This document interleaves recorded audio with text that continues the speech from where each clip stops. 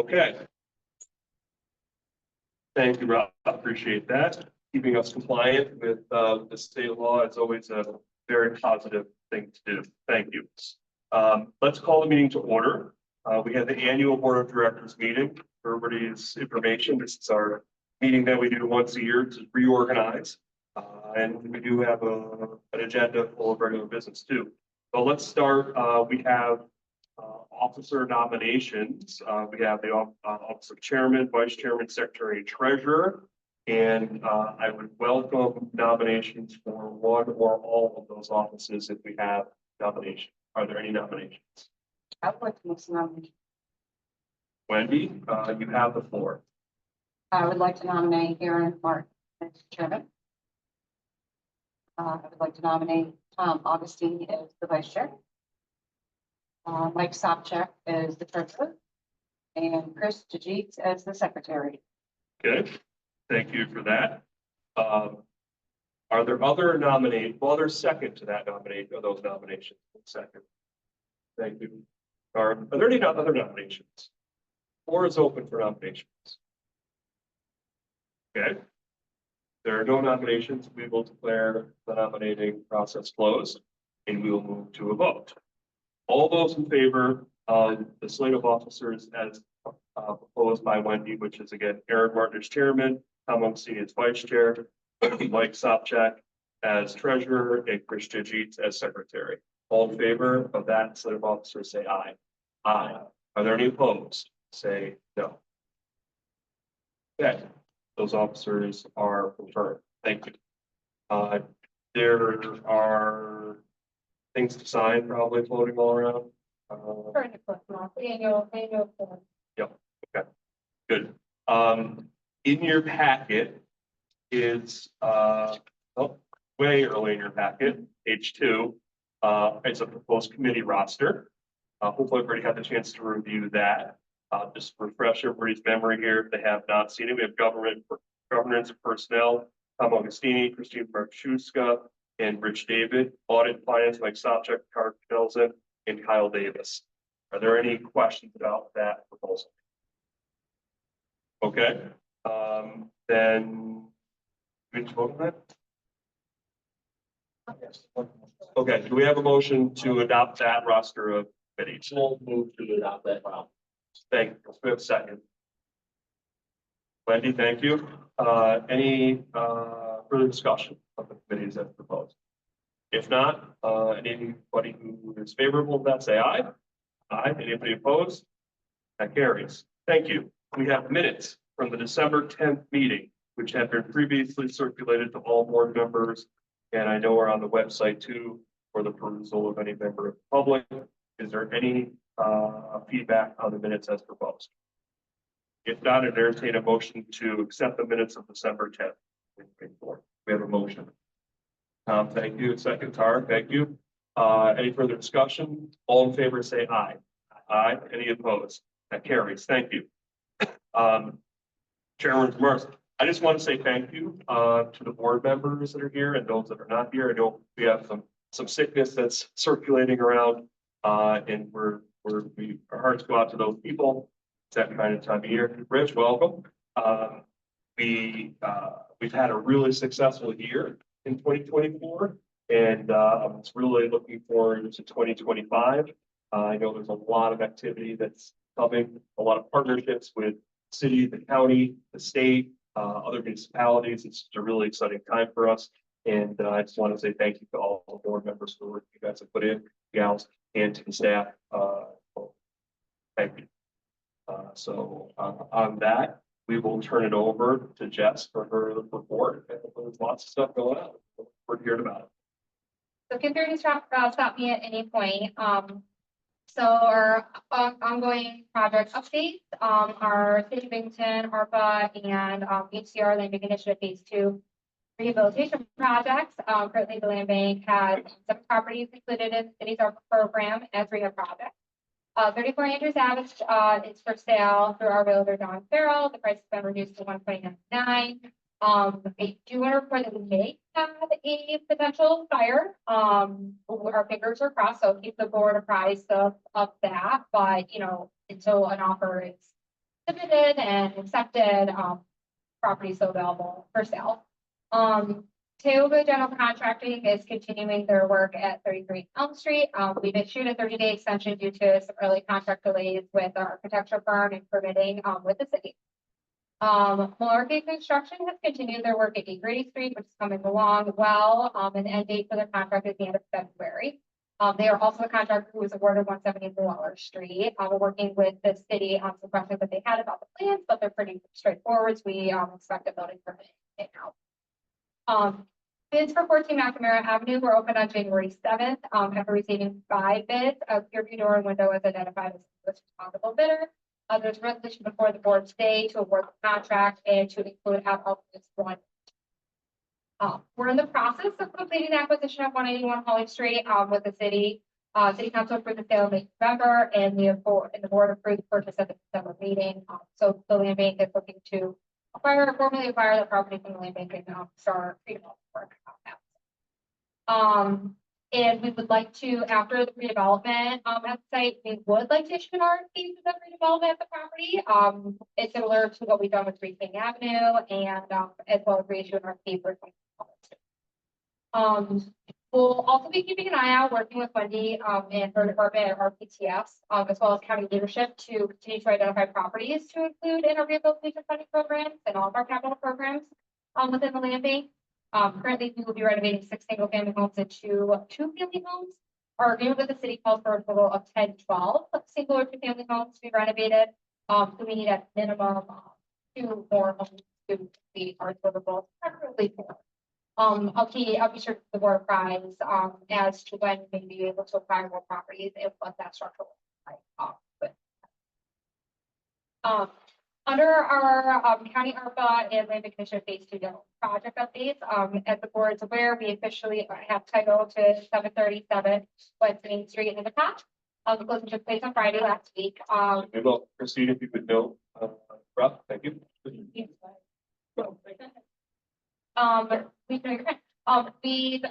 been issued notice to proceed actually today to Delta Engineers to undertake phase 1 at the site, as well as undertake their typical environmental services on this upcoming round of demolition project, which would include 61 Park Avenue and 26 Overland Drive in the city.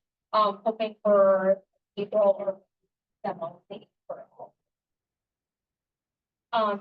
our land bank initiative, operating funds, our update every month is pretty standard, we'll continue to track expenses, but just a reminder to the board, this is our last year of operating funds. It'll take us through August, unless HDR renews the operating funds portion of the land bank initiative program, which we anticipate they will. So keep the board apprised of that. Our HDR land bank initiative takes 2 capital funds. Continuing to move through our grant on our expected deliverables.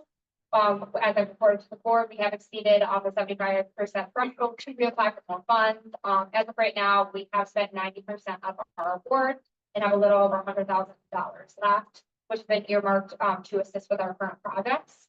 I plan to submit a significant draw pretty soon here, a little over $210,000. That does include the acquisition of our fusion restaurant. Our plan is to reapply for more land bank phase 2 funds when we have a general idea of when we may be able to acquire more properties. Every property in our inventory right now has earmarked funding. So we want to just make sure we have a plan for what we need the funding for. Our vacant rental program, as you all are aware, Jess, if I could just ask a question about that, I'm sorry. Is there, I know it's come up in various emails too before different side conversation. Is there a concern that we're out of whack with the way that the foreclosure process is happening, which is not our control, obviously, that's the state and the county, and try to implement what the new state law is. Is there a concern that that process is out of whack and that our funding is at risk with HDR? Like, are we in a situation like where if we don't apply for it in the next week or 2, that money's gone, or is that not a concern? Well, I think it would be accurate to say from the association standpoint and across the state, I think we could say if land banks in general, now applying and receiving spending the funding as quickly as the approving it. To say should Yep. apply, but I think from our standpoint of the organization, because the grant turnaround time is 18 months, I just wouldn't want to be reporting to the board and subsequently reporting to PCR that we're saving money. No problem. Yeah. In nothing. So it- finding the right balance between when are we gonna get properties and when you apply, that's sort of what you're grappling with right now? Yeah, there's another funding opportunity here that we're partnering up with the board that we pursue, but that is kind of, Bunny and I talked about it earlier today. It's kind of in line with foreclosures. Yeah. Thanks. So vacant rental program, the land was awarded our full ask of 1.11 million in VRP funds by HCR. The program is intended to assist private mom and pop style landlords, small grants to renovate vacant and uninhabited units. We issued an RFP in December for marketing services for the land bank and received more than a dozen responses. Really, unprecedented interest in that solicitation. Rob and I reviewed all the proposals submitted and interviewed the 4 local to our community that replied. We do believe that all firms could easily provide the services. People are qualified and have experience. We are recommending awarding the contract to IdeaCraft, as they are familiar with the bank. They do their quick turnaround time at each year. VRP often. We can talk about more. We also issued an RFQ for contract pre-qualification. The initial submission deadline was last week, but we will continue to accept contractor applications on a rolling basis until all funds are exhausted. So the board knows of any contractors that you think might be interested in participating in the program, shoot them our way, as well as any property owners that you think would be eligible and would be interested in participating in the program, also shoot them our way. We can add them to our list. How many contractors potentially express interest? We have roughly 10 applications right Great. now. So we anticipate receiving a handful more. We're doing our follow application. So the more we add to the list, the more options the property owners. So as a reminder to the board, we do not anticipate any form of action by the board to add them to a pre-qualified list. The formal action by the board within the contractor would be the construction contract at the time of working as consistent with our. We've drafted a VRP handbook similar to our CDBG and ARPA handbooks before. This will help guide landlords to process and fully understand the program requirements. A draft copy was included in the back of the packet, reminder draft, so there might be some typos in there. My apologies if there are, but there's just a handful of things that Rob and I still need to work through. We anticipate some type of press announcement when we're ready to go live with the full program. Sure to include the board on all those plans. And we plan to issue new RFPs in the future for the purchase and development 21 Walnut Street, 181 Holly Street.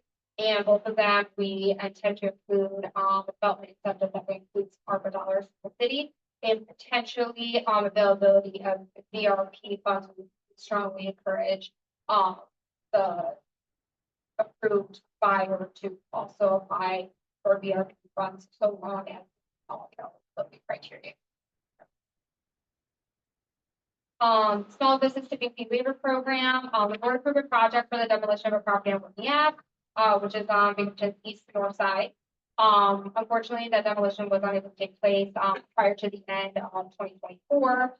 So the applicant is back today requesting landfill tipping waiver for the demolition of 42 Ave.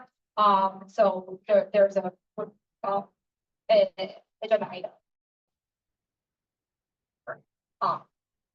HCR's new funding program, Block by Block. I just wanted to give the board a quick update. Several weeks ago, I shared HCR's program term sheet for the funding. Since then, I've done the land bank's due diligence, I believe. At this time, I am recommending that the land bank does not apply for the funding due to the term of affordability requirement. HCR is requiring the buyers of that participate in the program execute a 30-year soft second enforcement note mortgage. my understanding from correspondence with the PCR that the mortgage would be in the amount of full subsidy. And it's unclear whether it would be forgiven incrementally over the 3rd-year term, which is sort of consistent with second mortgages, but not exactly clear in their most recent correspondence. My concern with the second mortgage and the amount of which they're requiring at this time is that options for financing for the buyers will be limited, likely potentially FHA or maybe only Sony May financing due to combined loan to value on the property. And further, this is to be determined. I believe we may encounter challenges with identifying buyers.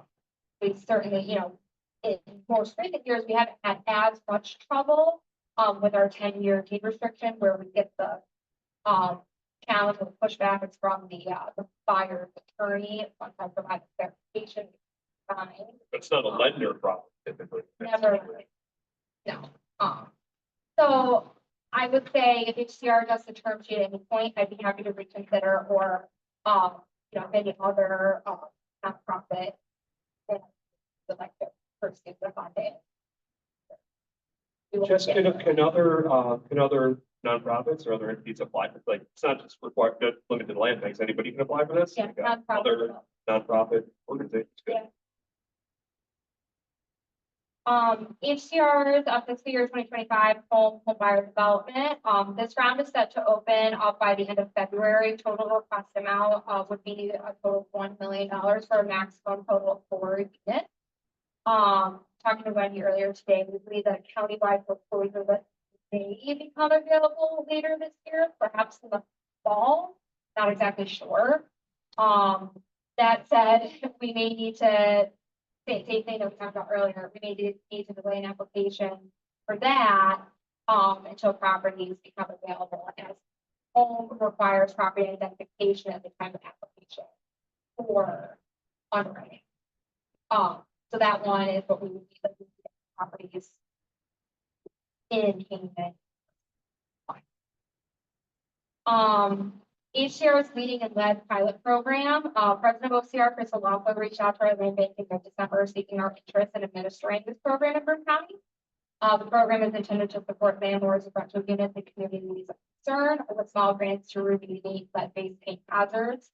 HCR launched the program to assist with New York State Rental Registry to be implemented later this year. In Binghamton, it's the codes 1391 and 155. Doing our due diligence, I respectfully declined the opportunity to apply at this time for reasons. I did find it challenging to align the program with our mission, the availability of qualified contractors to do the work, and overall safety. The program is intended to support occupied units. We typically work on vacant units. We already have, in my opinion, a limited contractor pool for our existing programs. And Rob and I are intensely focused on launching the organic restrict that program well. So I did thank Crystal on behalf of Land Bank for thinking of us as an entity that could administer the lead program well. I just think maybe it's maybe not time. Because again, they change a few things and it's actually maybe a little bit more administratively less burdensome. But right now, I just don't think. I think the county is administering some of these type programs already, correct? Department of Health is already working on They're associated programs. they have, my understanding from the health department is they have a federal HUD grant Right. that they use for home ownership. So It may be more up their alley. that's kind of where if they did, HCR did open the program up to nonprofits, understanding that nonprofits sure funding a little bit easier, get them in for sure. But I just think that may not be that. Yeah, but I did thank her because it was flattering for her to reach out directly and ask us.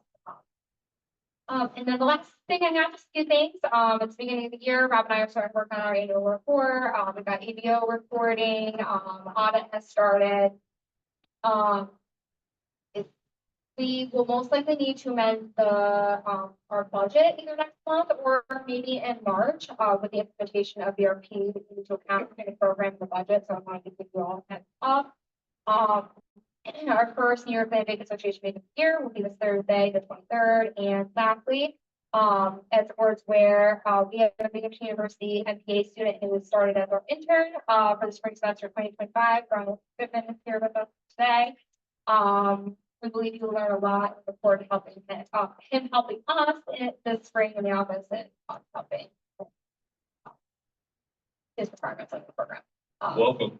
I said to Brian the other day, just introduced us, we have at least 3, maybe more graduates of that program, right?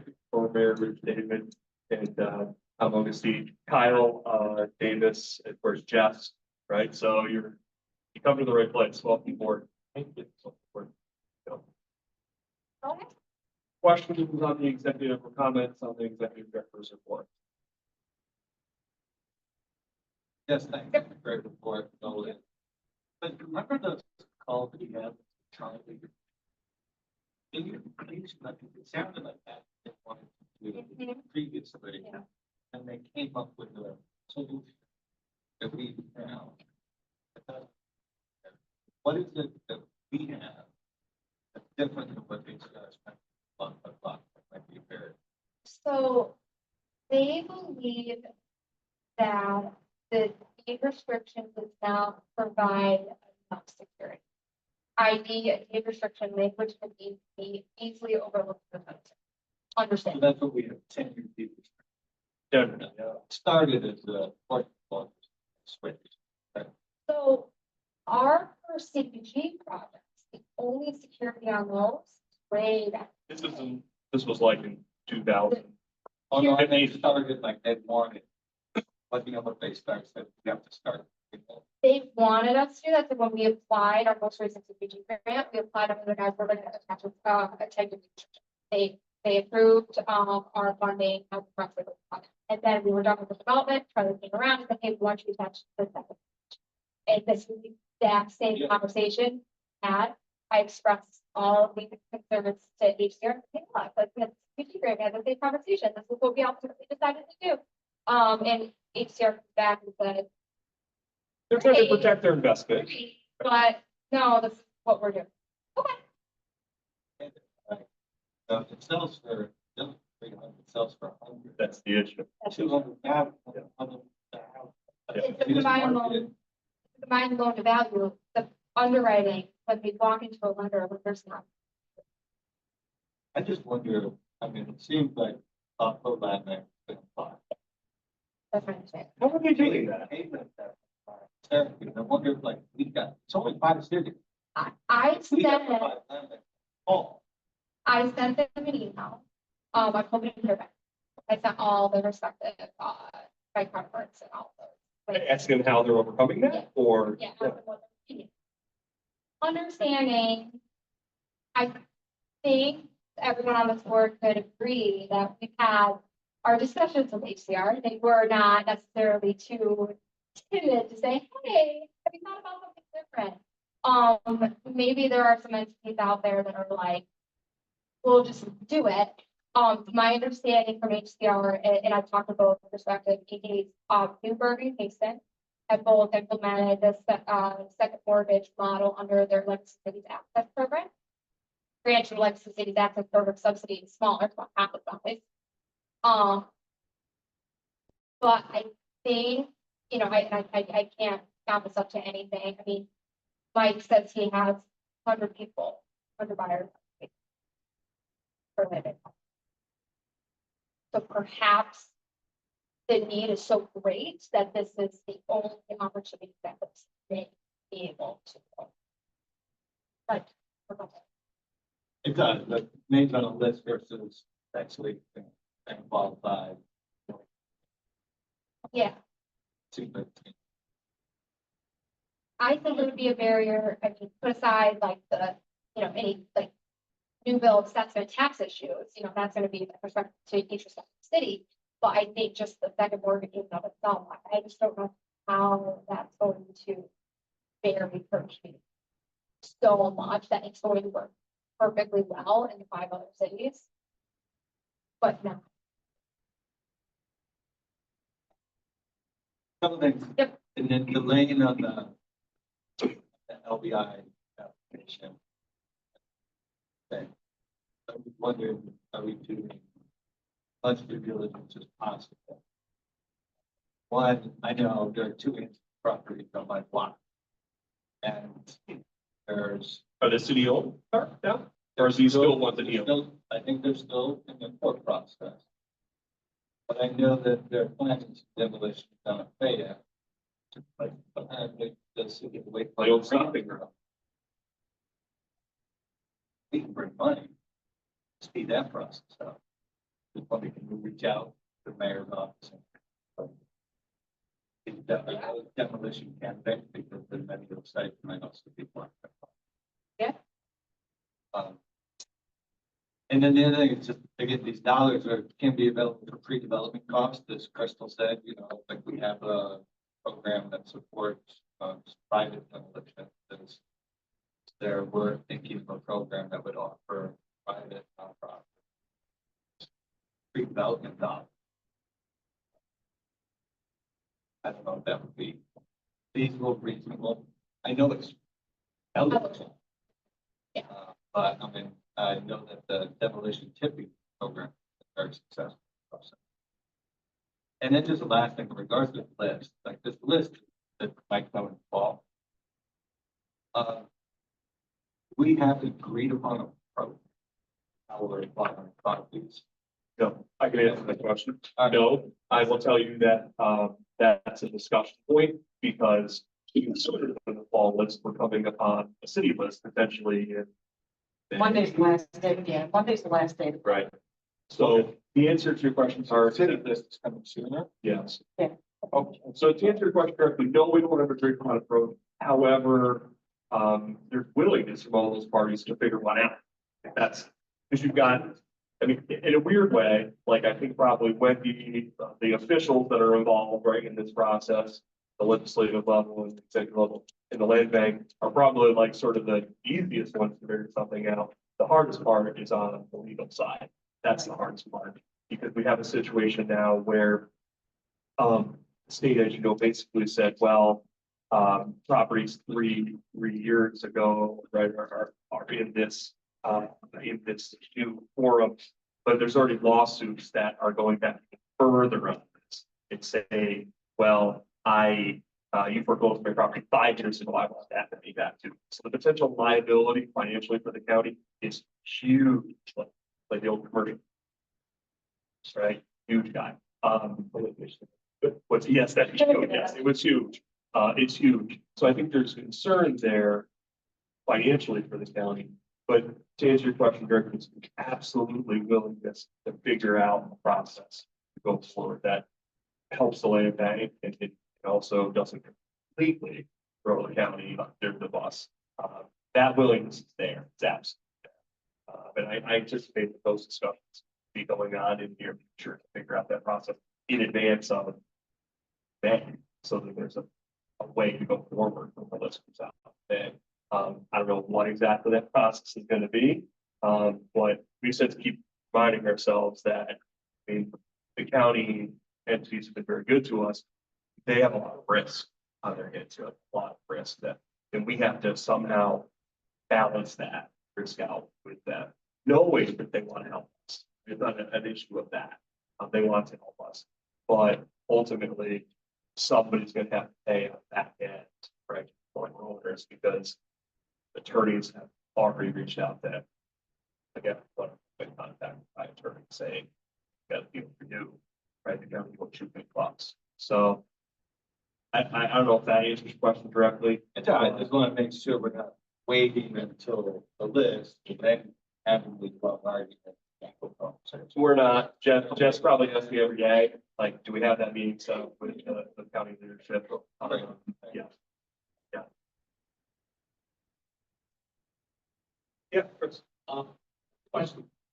Just you can clarify or remind me, the block by block program. Are other nonprofits, like say, for example, Brick Reaction, are they eligible to apply for this? I think, I'm worried about us stepping at both of our profit partners. Would it be more logical for them to, are they gonna have the same issue we had? I don't know. I've had preliminary conversations with her because I think, there's two things, right? You know, when you consider a land bank or an IB, for example, like you have a public entity, public board of directors, and I just want to make sure that whatever funding we're pursuing, the end result is, right, they're, and that's not to suggest that like for product couple or approve or radar opportunities or anything like that are not concerned with the same thing. But they may have arguably a little bit more flexibility within what they can do from a staffing standpoint or from a standpoint where they actually pursue that funding. Such a better zero that we can in several different aspects. But the challenges I believe still.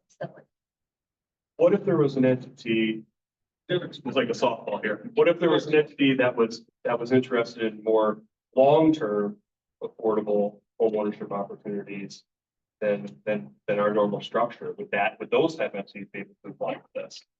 First of all, it's exploring. Yeah. We're in a situation where we gotta find someone to sell this to, and they gotta, right, and over 30 years, right, for the total development cost, right? Minus the sale. So, I mean, you're talking a lot of money, right? But it might make more sense for that sort of thing, right? And they can apply to Chris's point, they can apply to those organizations. They would, you know, that's my understanding. Good. I think to your point, Portar, it would be a shame for us not to, us being the collective, us not as a land bank community, not to. Next question. Yeah, exactly. Yeah, okay. Anything else? Any other questions or comments? Okay, Jess, anything on the financials, Rob, Jess? Beginning of the year, there's not much, just take note, our closing on the, restaurant occurred on Friday, so that expense is not included on the financial, or financials are through January 15th. Yeah. But everything else is pretty standard. Great job closing on that, of the former food bridge. And I did have a chance to stumble through it, on Friday. Guys, yep. So if you have any romantic images of what it used to look like, it don't look like that anymore. But, Endicott Rotary, you know. I know, that's I prefer I've it. spoken at Endicott Rotary a couple times. It didn't match what my view was in my mind, but great job on that. Okay, good. Any other questions or comments for Jess? If not, then, I'd like to open up portion of our meeting where we, invite any members of the public to the advisory panel to address the board for a period of not longer than 5 minutes related to land bank topics, please. If you wish to address the board, please just introduce yourself. And then the floor is yours. If you wish to address the board. Okay, we'll declare the public comment period closed. We have in front of us, because it's our annual meeting, a 2025 meeting schedule, which has been included in the board packet to you. The dates are on that piece of paper. And if there have questions about that, it's in line with what our normal, you know, third Tuesday. I think there might be one or two exceptions. It's a holiday or something in there. But, Yeah, later here. Yep. But other than that, it's straight out until morning. Any questions about that? If not, I'd entertain a motion to adopt the 2025 meeting schedule as proposed. Steve, thank you. Chris, second, thank you. Any further discussion? All those in favor of the schedule as proposed, say aye. Aye. Any opposed? That carries. Okay, Jess, item number 9. You would just refresh. I think you covered this a little bit here. Yep. Report, but if you'll just refresh our So memories on it. if the board may recall, in December, we brought forth, solve the city's sticking fee waiver application, for 42 Whitney Avenue, Binghamton. The application was brought forth by 44 Whitney policy. Nick Lorenzo is here, with us today to answer any questions the board may have. They estimate a total tonnage of roughly 100 tons. LCP will be the contractor demolishing property, particularly the damage. On approval. Just a reminder to the board, the tipping fee waiver will be in an amount not to exceed $15,000. It's standard. It's needed being. Anything you want to add? Welcome back. Anything to add? All right. Great. We approved this previously in December, so any questions on this one? If not, entertain a motion to authorize the executive director to enter an agreement with 44 Whitney Ave as a portion of our small business tipping waiver. There, thank you. Good second, Christine, thank you. Any further discussion? All in favor, say aye. Aye. Any opposed? That carries. Okay. Well, let's go on to item number 10, please. This is related to 14 McNamara. Thank you very much. Congratulations. As mentioned during my director's report, when I make the announcement, full scope of work for 14 McNamara Avenue. It's one of our city ARPA and Big Initiative projects within the city. John Gordon, Clearview Door and Window was the lowest responsible qualified bidder. Base bid was $177,500, and we would recommend to accept his add alternates 1 and 2, which are painting the stucco siding. Stucco siding is like kind of rough shape. I mean, it would have been okay if the cost was absorbent, but it's not. It's relatively reasonable. And then the garage renovation that John proposed was cheaper than to demolish it. No change orders. We're only $500 No. the difference. That's, so we're gonna go ahead and save that. Okay. So I'm asking just for these his projects to be what 192.5 or 197.5, something like that. 192.5. I'm asking for an amount not to exceed $220,000. If there's any unknowns, with John, we're pretty good. Is this our last one that we have in It's our last under one. city ARPA? Good. Great. I mean, not great, but it's great that things are moving. Yeah, we're moving through everything really quickly. So yeah. Great. And what's the, when is it getting started on this and what's the completion date estimated at? I know you don't have all that. So our estimated completion date is the middle of May. We submitted the plans to the city, and because John has a lot of experience working in the city, we put that for should be issued. Okay. The painting, the alternative one that's called full exterior. What was the cost of it? $7,500. The house is really. It's where the one was fired. Yeah. Okay. Yeah. Yep. But salvageable. Yeah. All right. Good. Questions? Comments? Okay. If there's not, I'd entertain a motion to award a contract with Clearview Door and Window for the renovation to reconstruct of 14 McNamara. There, thank you. Second, Christina, thank you. Any further discussion? If not, all in favor, say aye. Aye. Any opposed? All right, that carries. Last, well, not really last, I guess sort of last for official action. But not least, because this is a big deal. Just draw the board's attention to it. Jess, do you want to just talk a little bit about this resolution and maybe in the context of the overall program and what we have to accomplish and why these folks are really. Yeah, so under our vacant rental program funding, and we need this at the time of application. HCR is requesting, and it seems as if, just obvious to this, it seems as if this is the avenue which HCR is taking as relates to their new funding program. They want awardees to undertake marketing efforts.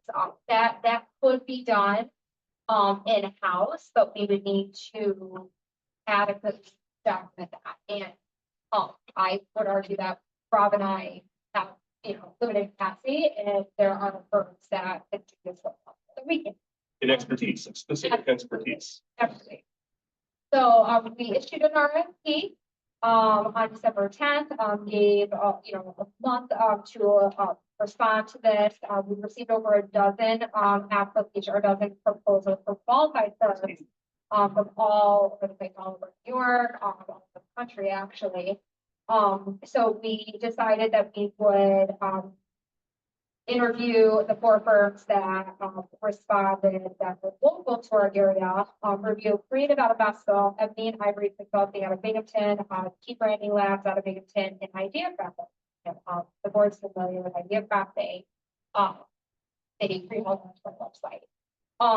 So after reviewing the proposals in depth, and interviewing each respective firm, it's Rob and my recommendation that we approve a contract with Idea Craft, based upon their, the proposal that they submitted, existing relationship with them, and the need to launch this program very quickly. And we believe that their approach is going to generate the interest that to take clients. Maybe you had talked a little bit about this in the past, not really about this specifically, but about like challenge of actually identifying that. Like, what are, can you give me just give us a couple examples? Like, what are they specifically going? We're really looking for like ground, right? Like, how do we find specific property owners who are going to enter into programs? Like very, very specific, right? Like, if you have any kind of, I know you've mentioned a couple of things to me before, but do you have any ideas of like how they're going to accomplish that? Yeah, so in their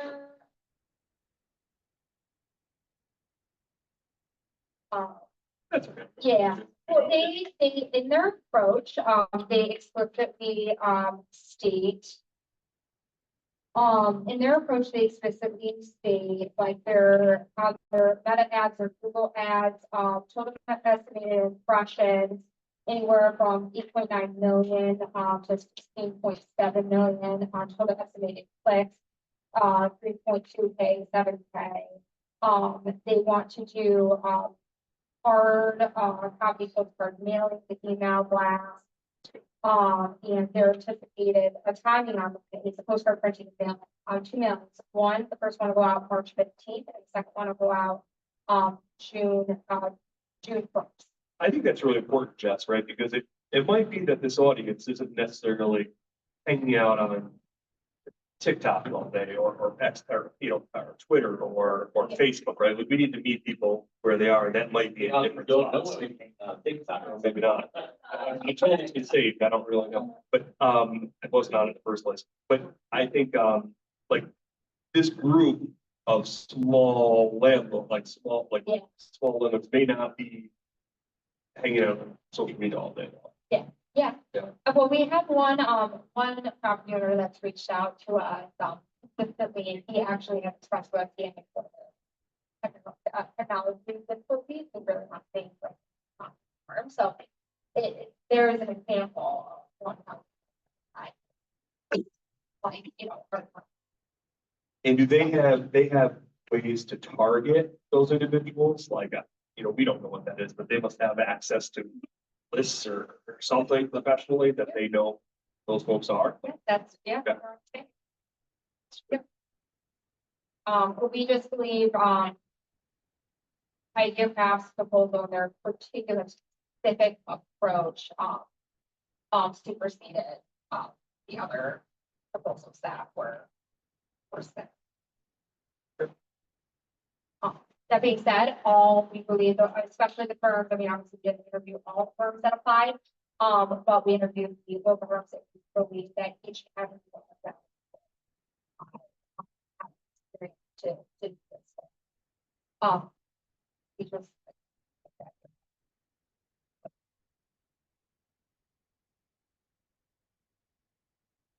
I asked a couple questions. Anybody else have any questions about this? We were really relying on these folks to help us identify like owners, right, that we're going to work with on this, because how many properties are we supposed to help with? hoping to rotate. Any questions about this? This is not related to the other parts. This is related to sort of the marketing part of it. Any questions about that? Okay, and in your travels, I think Bart might have mentioned that he might have, but you may have, people who may be interested in this. Maybe if you run into these small landlords, what's the requirement? What's the rule? There's two rules: how many units they can own, and then how many units a building. Yeah, so, the handbook. Yes, we'll get there. If you have any ideas about that, send them along. I think Robin does.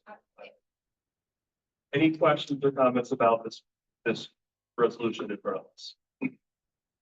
Yeah, So, the resolution. we're getting there. Yep, just the resolution for idea. This is just a higher idea graph. Yep. No, I went too far down the road. We have a resolution authorizing the professional services agreement with Idea Craft for marketing services. Do we have a motion to move that forward? Wendy, thank you. Second. Bobby, thank you. Any further discussion? All in favor, say aye. Aye. Any opposed? That carries. Okay. Now on to the VRIP handbook as presented.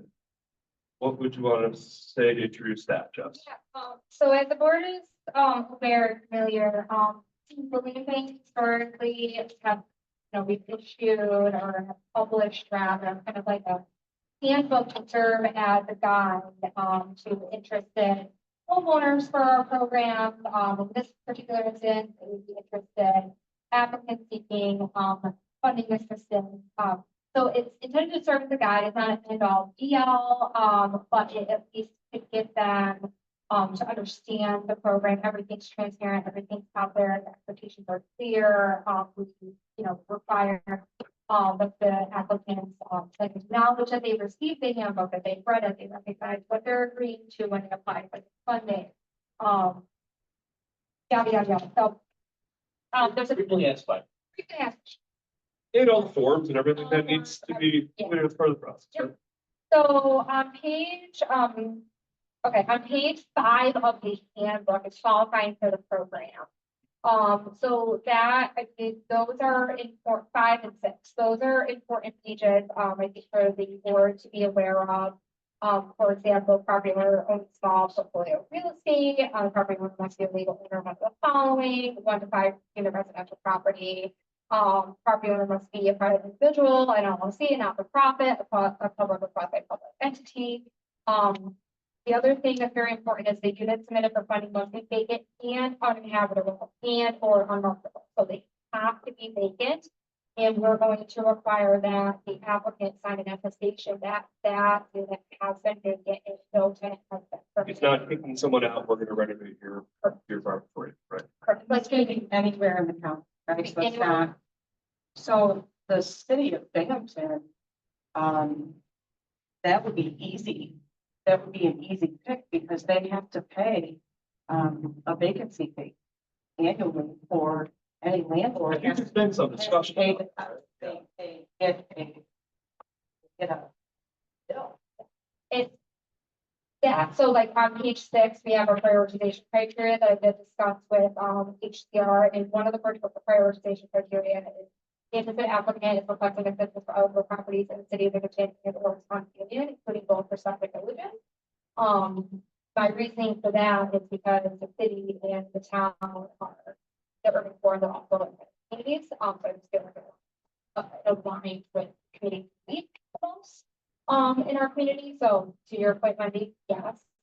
And that's a list I would think that Idea Craft would be accessing, right, in order to do the marketing you're talking about to them. Get that from them. Hold on. Yeah. That's where the billing comes from. The other prioritization criteria is property owner locally.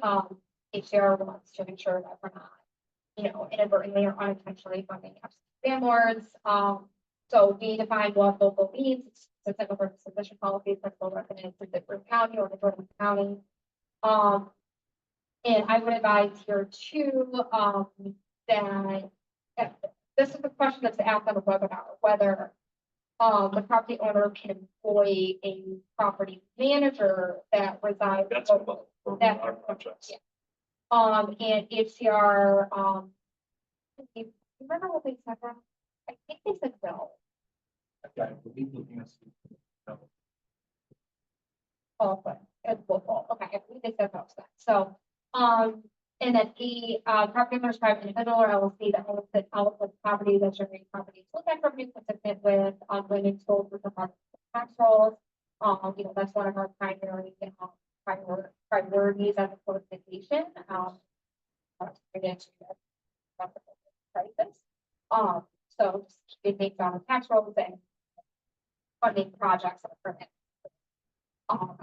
Important.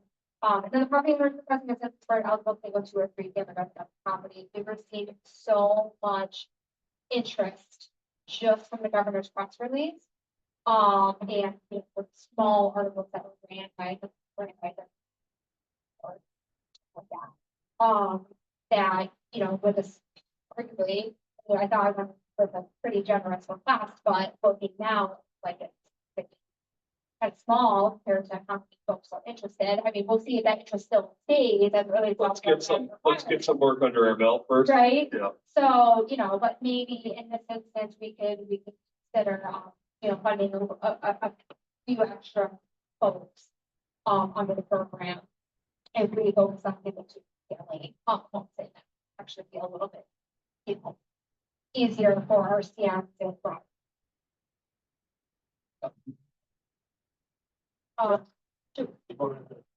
We'll go back in for vacancy. So, vacant, unoccupied, or not really rented. So when we get the funds, we save, or when the property owner gets the funds from us. Well, as a part of this, maybe I need to clarify. Vacant as what, like So, tenants left on Monday, I'm applying on Tuesday, it's vacant. so, And they've been living in a shabby, unmarketable apartment that I've been sort of like, not cats. on page 13, under core vacancy, to prove vacancy, a copy of the bill past 6 months of utility bills, either NICEAG or preferably a municipal water or sewer that reflect little to no usage. Okay. I wanted to see that the usage is commensurate with a vacant unit as opposed to folks actually living. So that language right there, that you mentioned previously, I may need to adjust that. Or just reference for more details on vacancy, see page 13.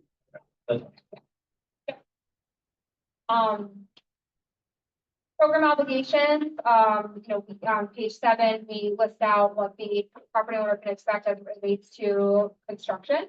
But really what the property owner should be, very aware of is what comes along with funding that they're accepting. So they're accepting a $50,000 what's called a standard award, that will come along with an 80% AMI tenancy for a period of 10 years. $75,000 enhanced award will come along with a 60% AMI tenancy for 10 years. That's the chart on page 8, right? Yes. Yeah, and that's current for fiscal year 2024, that update every single, as well updates the figures. Property owner must provide at least minimum 1-year leases. After I did clarify with HCR, after a 1-year lease, the tenant can then go month to month. But the landlord would not be able to terminate that month to month. Yep. So we would just rather. So I would just draw, I don't probably get into this, but I'm just gonna jump ahead a little bit. Yep. So just to draw the board's attention to it, if a landlord is renting to, this is a state rule, this isn't Desas or Airbar. This program says that if you have a 2-bedroom apartment and you're renting to 80% AMI, I guess, that gave their individual, the maximum rent they can charge is just about $1,600. Okay. Yeah. Okay. And that's set by the state program. It's not. That's set by the state program. If the tenant pays utilities for their respective unit, utility allows them to apply to the rent limit calculation. Okay. HCR has a really easy Excel to Yep. figure that. We do, recommend, bedroom size to number of persons to avoid, overcrowding, but again, not every week. But I think it would be accurate to say, my takeaway, Jess, is that while the income limits are sort of, they're firm and they're limits, right? Like if you're a two-person under the standard, it's, you can't make more than $57,000. But you can be charged $1,600 a month of rent. So now on page 9, 7, the land bank's partnering with the subgroup to conduct an income verification affordability analysis of any tenants identified by property. The key here is the property owner is entitled to select. So they can ask us for help in identifying the tenant, have to do that. There's a mile long, with all of our, respective, partner nonprofit organizations that might be able to provide us with assistance there. But several work, with the tenants to verify their income does not exceed 80% or 60%, depending on the report. Several also issue a formal recommendation for maximum rent that ought to be set, that the land bank will then share with the property. Maximum rent, that does not cause a housing cost burden for the tenant selected by the property. So to Aaron's point, if a two-person household makes $40,000, then we're going to calculate what an affordable rent for that household would be. And that would be our recommendation to the property. That said, the property owner does not need to follow it.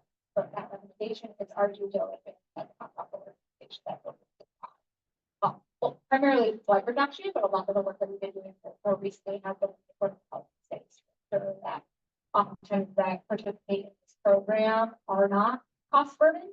The program is program and requirements. We would say these folks really can't afford more than $750 a month, then we're up $750 a month, $1,000 a month. The state rule though is they can charge up to whatever that. And so the other key point here is land bank will not, stand in between Right. the landlord and the tenant side. It's just a recommendation, and that's something that we're going to have in our files to ensure that, we've actually been paid. So property owners must hear, permission from the land bank to transfer some property during the regulatory period. HCR is requiring that we place a restricted rental covenant on the property. It'll follow the properties for future transfers and sales, similar to a deed restriction. It's to restrict the occupancy of the assisted units involving the regulatory period. It's a new program, so I'll be the first to say, it's going to probably take some work, to convince the property owners. And, kind of make it work. So we're among, a handful of other nonprofits across the state or entities across the state. Lastly, the land bank will enter into I'm going to recommend the land bank enter into a professional services agreement with Metro Interface to manage the program compliance throughout the regulatory period. So Metro will just roll into their existing annual recertification communications with folks our program, so they will refer to the property owners charging rent at below the maximum limit. Any new tenants have their household income verified for eligibility, and then the property insurance policy.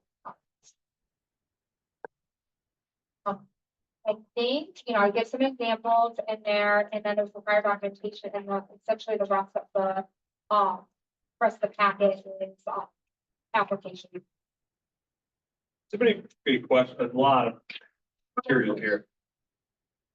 And there's time afterwards too, if people want to opine upon this, think about it.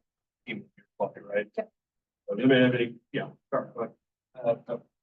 One with the tables, this could be fair market rent, say for low income household.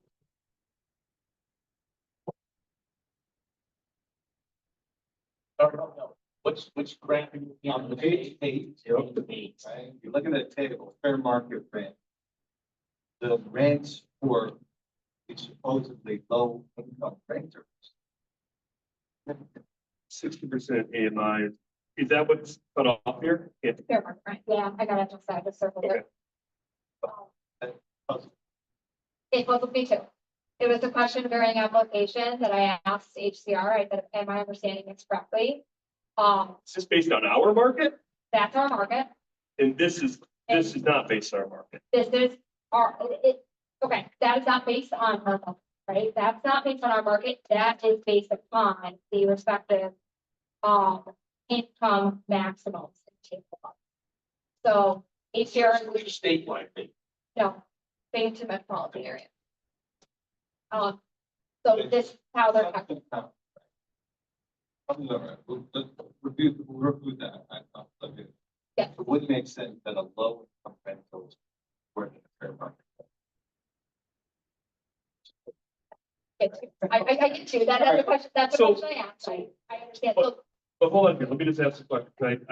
Yeah, I'm confused too. This. So you got the bedroom size column, and then you got the market rent, which is that column. That is a fair market rent, right? That in somebody's view, right? ACR or somebody.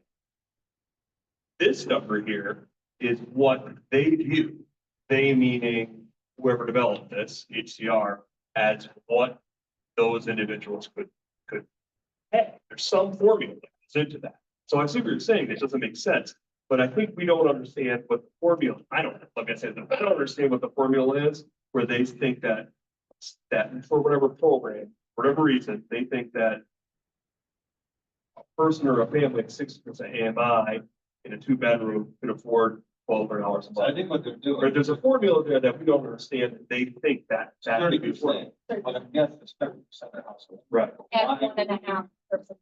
would we rent that are higher per month? We got to look at that. I asked that same question, similar question, not exactly the same, but similar one to Jess. We went through this the other day. I'm like, I don't understand how this is Well, if this is generated by HCR from other state rent, are we sure that these, the market rent, fair market value, are we sure those numbers are accurate?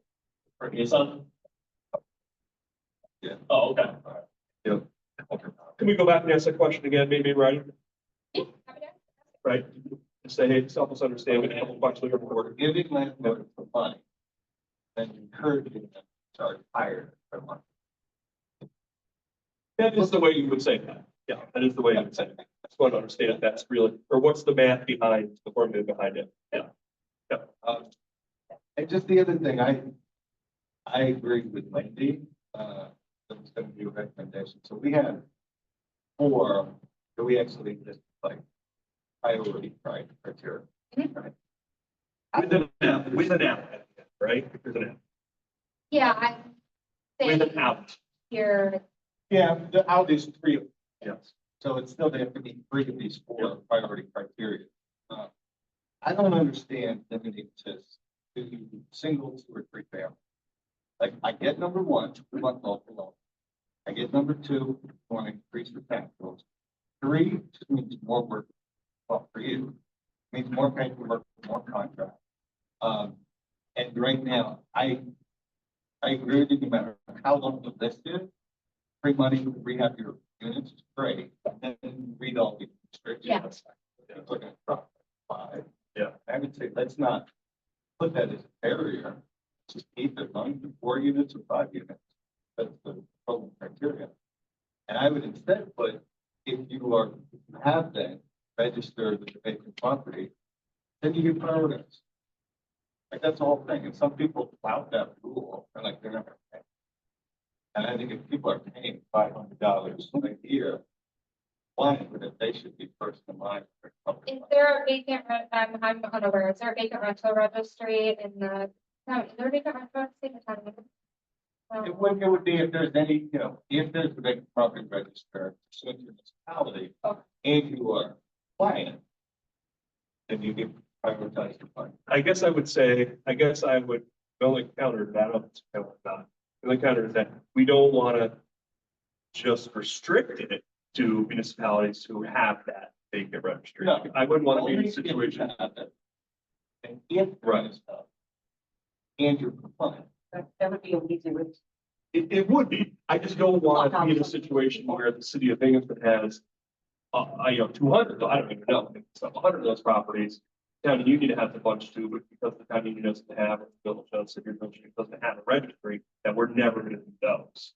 Like, I'd want to not limit it that way, right? Just because the city happens to have the registry, I don't think we'd want to, I see what you're saying. say, like, we don't want So to. it should just be Binghamton Avenue. That's Maybe, your yeah, maybe that's essentially a way to do it, yeah, that's a way to do it. I think somehow, maybe it needs more thought, maybe you want to put some thought in and propose something on this list based on what's being talked about here. I guess I would just say, we don't want to, I don't need to re-say it again, but I don't think I would just want to limit it to just people on a list. If another reason I just have to have a list, that makes you know.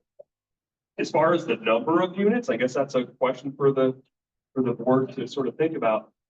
I sort of look at this, I have a certain picture in my mind about who this like we're trying to get someone who has the vacant, side by side or something, or the, I don't think it has to be that. It could be an apartment building. Maybe that's more what you're thinking, right? There's an apartment building somewhere. Yeah, whatever's eligible, let's make it eligible. Because I think it's gonna be harder than you think I, to get people to stay. I think you're right. And if we just one contract or like a two contracts, 4 or 5 units. Those contracts. Just what are the, so 3 of the 4 is how you have it in the language right now, right? That, or sort of the board can try to go in a different direction. What are the, can you list very quickly, what are the 4 things right now they would have to have? They live locally. Yep. Um, Not negotiable. property generating, property skill tax revenue. Okay. If the property is single 2 or 3 family property. Yes, And the properties in the city. okay. Okay. So if there was a situation where there was only, say, to Dark's point, say there was a 4-unit building somewhere, they would have to live locally, which is already something where it's not negotiable.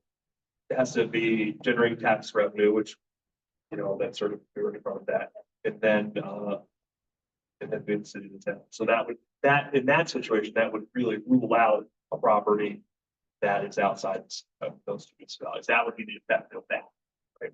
3 and 4. So,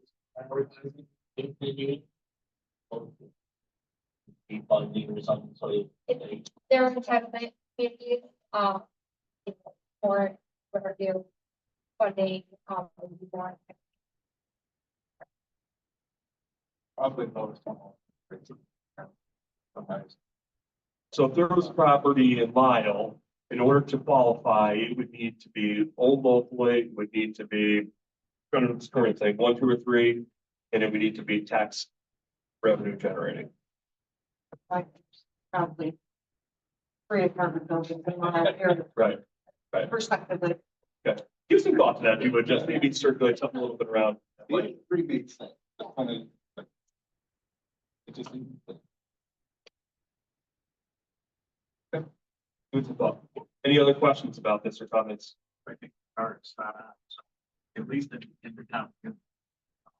You'll find higher rental. Income. Yeah. And so what you're really talking about here, see, I'm sort of sitting here thinking, a duplex and one of the units not rented. What you're talking about really, when we start talking about 4 or 5 units in a building, apartment building, it's not at all. Right? If someone comes in and says, we want to rent this whole thing, get that online. That's really what that would allow. Right?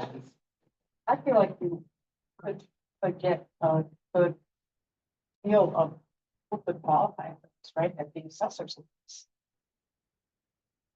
Yeah, the assessor or. They actually, She'll tell you for you.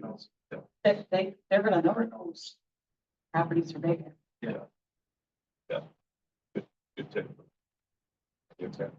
Good, okay. Or any ways.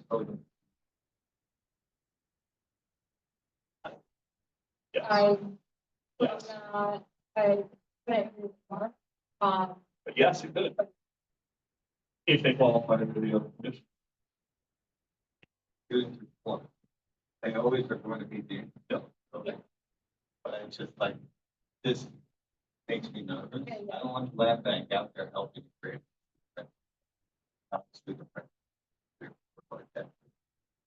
I would already, I'm trying to compare housing. I don't believe I've seen something that is protective class. Yeah. They typically sign a year lease though. It's just that the student will always.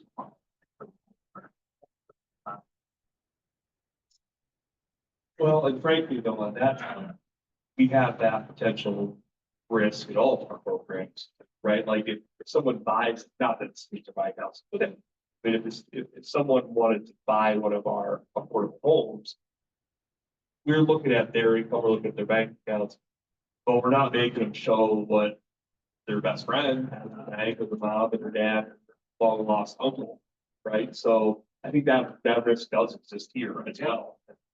That I don't know how. I think it's strong discouraged.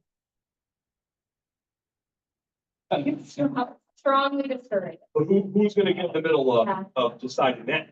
Who's gonna get in the middle of that? Like, none of us at this level. Maybe it's fast. It's got it. They have.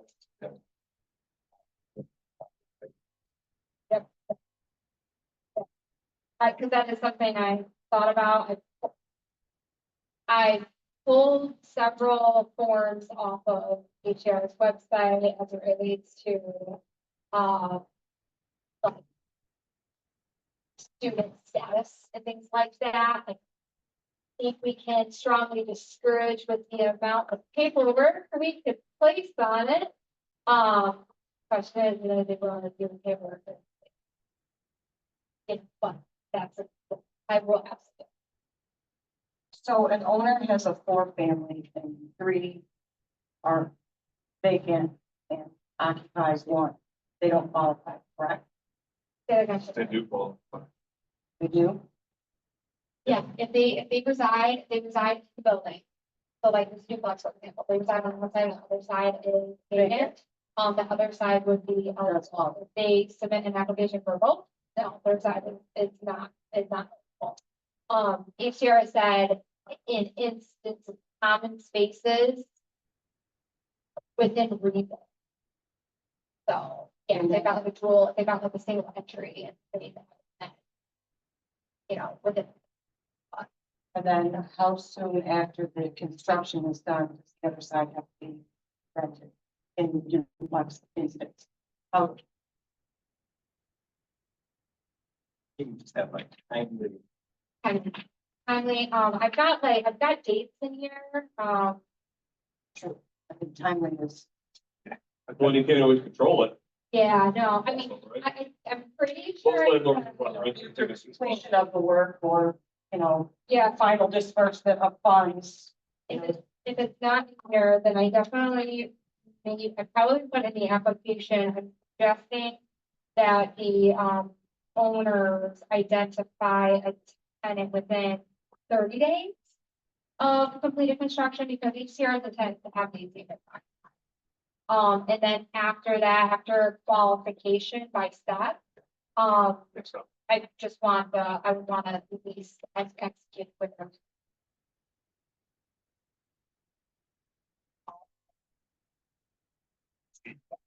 Sorry, I got it. So, here's the wrap up. Anything else related to this? If you have any thoughts in the meantime, call or Yeah. email Jess on that. You'll send out some other. One last question, Judge.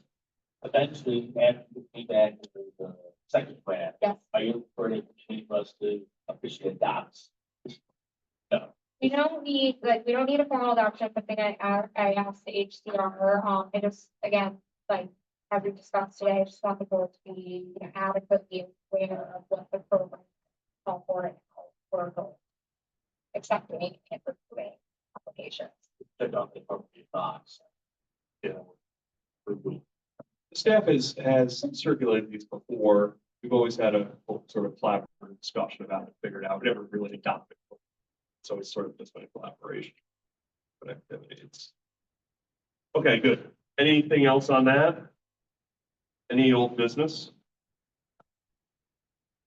Okay, We are the only land bank that got. no problem. Got knocked out of one. Did up the land bank supply or just here? I think it's out of the realm, I would argue it's out of the realm, of what land banks typically focus on. That being said, with the unknown, tax foreclosure acquisition. For example, Yep. we got our last 3 demos coming up and our last one. So Rob and I are gonna be sitting around like this. Oh, don't do And we that. don't to have that, something to do. Start putting forward for you. Hey, we got something to do. Yeah, and this stuff, if there are units that are not habitable, right, this is addressing blighted meeting in the community. Like, Yes, so that's why the provider. yes, But it's also, when it's for a very reasonable act, Repco and Hope Headquarters are both 2 of the most sophisticated, large nonprofit developers. The state will both $4 to $5 million each. good, good. Good luck. Good luck. I don't know how I feel about that with us. Good for us, but. All right, anything else under old business?